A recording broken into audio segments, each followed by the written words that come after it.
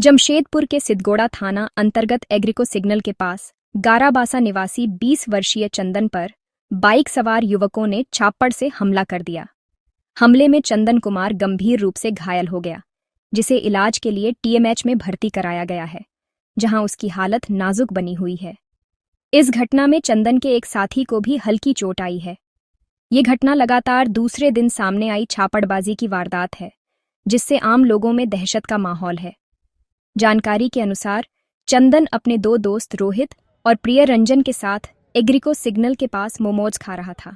इसी दौरान बाइक पर सवार 3 युवक वहां पहुंचे और एक युवक को जबरन अपने साथ ले जाने की कोशिश करने लगे। इसका चंदन और उसके दोस्तों ने विरोध किया, जिसके बाद दोनों पक्षों के बीच कहासुनी और हो हंगामा शुरू हो गया।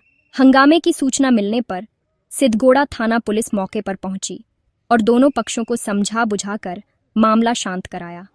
इसके बाद चंदन और उसके दोस्त वहीं रुककर मोमोज खाने लगे, जबकि बाइक सवार युवक वहां से चले गए। प्रत्यक्षदर्शियों के अनुसार कुछ ही देर बाद वही बाइक सवार युवक अपने दर्जन भर साथियों के साथ दोबारा मौके पर पहुंचे और चंदन व उसके दोस्तों से उलझ पड़े। देखते ही देखते उनमें से एक युवक ने चापड़ निकाल लिया और चंदन पर हमला कर दिया। हमलावर युवक बार बार यह कह रहे थे कि चंदन और उसके साथी उनके काम में रोड़ा क्यों बन रहे थे, जबकि वह युवक को अपने साथ ले जाकर मारपीट करना चाह रहे थे। हम लोग गोलमुरी एग्रीको सिग्नल के पास में जहाँ मोमोज लगा था वहाँ पे खड़े थे। मोमोज का ऑर्डर दिए थे और इंतजार कर रहे थे खड़ा खाने के लिए।